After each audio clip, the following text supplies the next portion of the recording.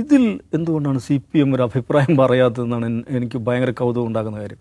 ഇങ്ങനത്തെ ആൾ നേരത്തെ ഉള്ളതുപോലെ ഇങ്ങനത്തെ ആളുകളൊക്കെ തന്നെയാണ് വേണ്ടത് എന്ന അഭിപ്രായമാണോ? ഇപ്പോൾ രത്തൻ കേൽക്കറുടെ കാര്യത്തിൽ ഹൈ പിച്ചിൽ ഇപ്പോൾ CPM ഇറങ്ങിയിട്ടുണ്ട്.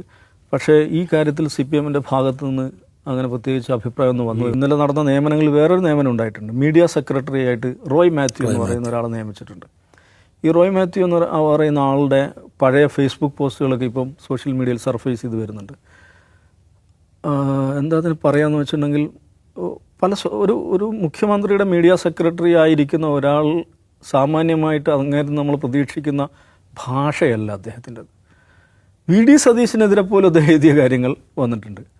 എനിക്ക് തോന്നുന്നത് കോൺഗ്രസിനകത്ത് ഗ്രൂപ്പ് രാഷ്ട്രീയത്തിൽ ഇടപെട്ടുകൊണ്ട് പോലും വളരെ മോശമായ രീതിയിൽ പബ്ലിക് കമൻറ്റുകൾ ഇട്ടിട്ടുള്ള ഒരാളാണ്.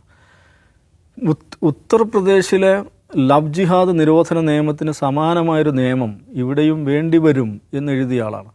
അത് എഴുതിയ പശ്ചാത്തലമാണ് അതിനേക്കാൾ കൗതുകകരം. ഈ കേരളത്തിൽ ഈ ലവ് ജിഹാദ് ആട്ടക്കഥകൾ ഏറ്റവും അധികം പ്രചരിപ്പിച്ചിട്ടുള്ള, വിദ്വേഷ കഥകൾ ഏറ്റവും അധികം പ്രചരിപ്പിച്ചിട്ടുള്ള കൗമുദി പത്രത്തിലെ ഒരു വാർത്താ ക്ലിപ്പിംഗ് എടുത്തു വെച്ചിട്ടാണ് അതിൻ്റെ മേലാണ് ഇങ്ങനെ കമൻറ്റ് ചെയ്യുന്നത്. ഈ ഉത്തർപ്രദേശിലെ ലവ് ജിഹാദ് പോലെയുള്ള ഒരു നിയമം ഇവിടെ ലവ് ജിഹാദ് തടയൽ നിയമം പോലെ ഒരു നിയമം ഇവിടെ വേണ്ടി വരും.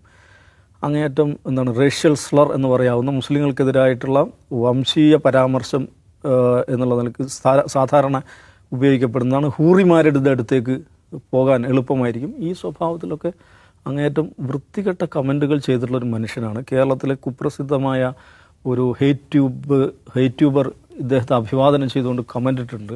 അതിലാദ്യം ഉണ്ടായിരുന്നു ഞങ്ങളുടെ സ്ഥാപനത്തിൽ കുറച്ചു കാലം എഡിറ്ററായിട്ടുണ്ടായിരുന്നു എന്നാണ്. പിന്നെ അത് എഡിറ്റ് ചെയ്ത് ഒഴിവാക്കിയിട്ടെന്ന് എനിക്കറിയില്ല.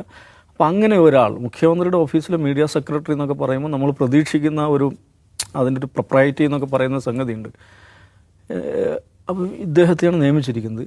ഇതിൽ എന്തുകൊണ്ടാണ് CPM ഒരു അഭിപ്രായം പറയാത്തതെന്നാണ് എനിക്ക് ഭയങ്കര കൗതുകം ഉണ്ടാക്കുന്ന കാര്യം.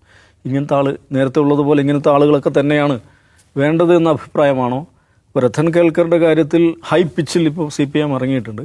പക്ഷേ ഈ കാര്യത്തിൽ CPMൻ്റെ ഭാഗത്തു നിന്ന് അങ്ങനെ പ്രത്യേകിച്ച് അഭിപ്രായമൊന്നും വന്നത് കണ്ടില്ല. മീഡിയ സെക്രട്ടറി എന്ന പൊസിഷൻ ഉണ്ടാക്കുന്ന കഴിഞ്ഞ പിണറായി വിജയൻ സർക്കാരാണ്. പ്രഭാവർമ്മയാണ്. ഈ പ്രസ് സെക്രട്ടറി എന്ന് പറഞ്ഞ വേറൊരു പൊസിഷൻ, പ്രസ് സെക്രട്ടറി ഉണ്ട്. അതുകൂടാതെ മീഡിയ സെക്രട്ടറി. ഇത് രണ്ടുപേരും പണിയുടെ വ്യത്യാസം എന്താണെന്ന് എനിക്ക് മനസ്സിലായിട്ടില്ല. ഒരുപക്ഷെ ആക്റ്റീവായിട്ട് ആ രംഗത്ത് പ്രവർത്തിക്കുന്ന, അതായത് മുഖ്യമന്ത്രിയും മാധ്യമങ്ങളെയും തമ്മിൽ ബന്ധിപ്പിക്കുന്ന പണി പ്രസ് സെക്രട്ടറിയാണ് എടുക്കുന്നത്. മീഡിയ സെക്രട്ടറി പ്രഭാവർമ്മയാണ്. അദ്ദേഹം ആ സമയത്ത് എന്താ ചെയ്തത്? കവിത എഴുതുകാരെന്നാണ് എനിക്ക് തോന്നുന്നത്. ഇദ്ദേഹം എന്താണ് ചെയ്യാൻ പോകുന്നത് അറിയില്ല.